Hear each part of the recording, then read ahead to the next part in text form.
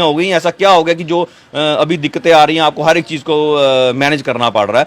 क्योंकि इन चीज़ों को देखने की बहुत ज़रूरत है। आपको अपने ग्रास रूट लेवल पे देखें कहाँ दिक्कतें आ रही हैं, हमारे व्यापारियों को कहाँ दिक्कतें आ रही हैं, यहाँ पे जम्मू में आपको क्या करना चाहिए, जम्मू को डेवलप करने के लिए क्या करना चाहिए। सिर्फ जम्मू और कश्मीर सिर्फ कश्मीर नहीं है, जम्मू और कश्मीर दोनों एंटिटीज हैं। आप सिर्फ कश्मीर की तरफ ध्यान रहे हैं। ये एक हमारा हम कहते हैं 370 टूटा, लेकिन हमें इसका खमियाजा ये बहुत बड़ा भुगतना पड़ा कि सिर्फ आपका ध्यान 370।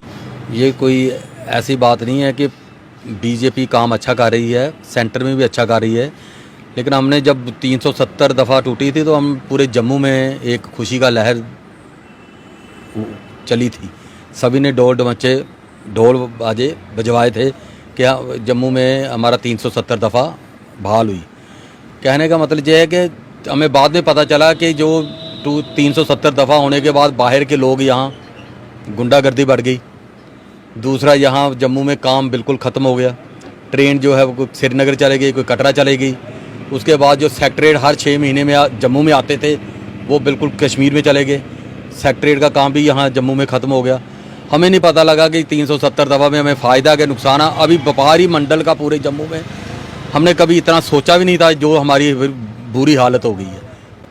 काम काज बिल्कुल ठंडा हो गया है, बिल्कुल ज़ीरो। शाम तक बोनी बट्टा भी नहीं हो रहा है या काम धंधा भी नहीं है पूरे जम्मू में। हमने 370 दफ़ा का फ़ायदा सोचा, फ़ायदा होने के बजाय उल्टा आज हमें पता चला उल्टा हमें जम्मू में बिल्कुल नुकसान हुआ। और हम चाहते हैं, अमित शाह जी से ये गुजारिश करते हैं कि जितना पूरे हिंदुस्तान में आगे पीछे तो वहाँ ध्यान दे रहे हैं, वहाँ वो ऑलरेडी आगे चल रहा है, लेकिन जम्मू जो है डोगरों का शहर है, ये बिल्कुल ख़त्म हो चुका है। अब इसको ऊर्जा देने की और इसको ताकत देने की मतलब आपकी ज़रूरत है। इस वक्त जम्मू वाले आप तरस रहे हैं कि हम मतलब किसी न किसी हालत को हमें बचाओ। हम हाथ जोड़ के आपको विनती करते हैं कि प्लीज़ जम्मू के लिए सोचो। जम्मू में कोई बेलीवारस नहीं है, कोई खसम खसाई नहीं है, कोई लीडर नहीं है, कोई जम्मू के बारे में कोई सोच ही नहीं रहा। 70 दफ़ा का जो फ़ायदा होना चाहिए वो फ़ायदा नहीं हुआ सर। हमें, मैं मुंह पे बोलता हूँ साहब अमित शाह जी को, हमें फ़ायदा बिल्कुल नहीं हुआ। क्योंकि जितना ही व्यापारी वर्ग है वो टोटली नुकसान में जा रहा है। चलो तरक्की है वो कोई रोक नहीं सकता है, तरक्की जो होती वो करनी है। लेकिन जब इन्होंने 370 दफ़ा तोड़ी थी, इन्होंने बोला था हम इसको पठानकोट जम्मू को नहीं बनने देंगे। लेकिन जब पठानकोट से बदतर हाल हो गई है। आप किसी भी दुकान पे जाओ, कैमरा लगा के जाओ, किसी की दुकान पे कस्टमर नहीं होगा।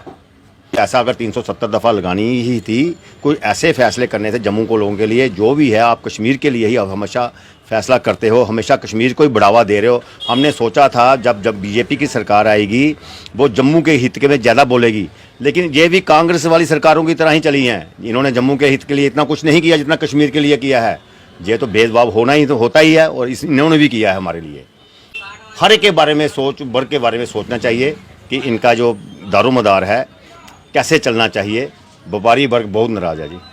नहीं मिला है, नुकसान आप देख रहे हैं। मार्केट की हाल क्या है। सुबह 9 बजे के आए हैं, अभी तक कोई पूछ नहीं रहा है कि आप किस लिए आए हैं और क्यों आए हैं।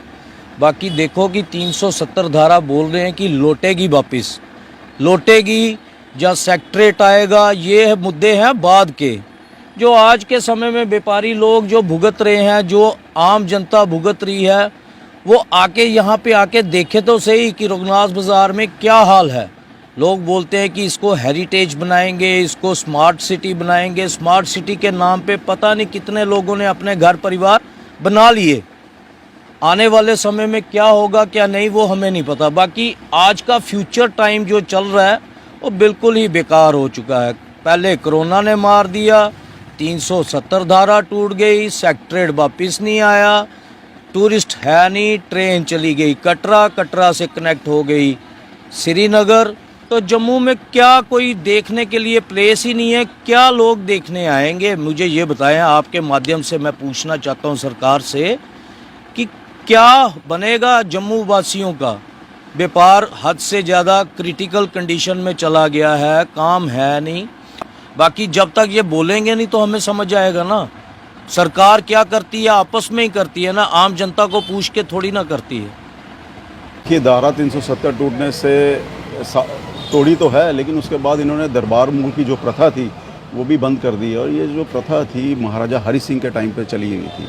इससे ये था कि विंटर कैपिटल जम्मू रहती थी और समर कैपिटल जो थी वो श्रीनगर रहती थी। इससे क्या होता था कि जो कश्मीरी पॉपुलेशन है वो जम्मू में मूव करती थी और जम्मू में अच्छा खासा हमारा व्यापार बढ़ता था। होटल इंडस्ट्री, होटल बुक रहते थे, ऑटो रिक्शा वालों को बहुत फ़ायदा रहता था। और कहीं ना कहीं 3-4 महीने के लिए बिज़नेस में बहुत बढ़ोतरी होती थी।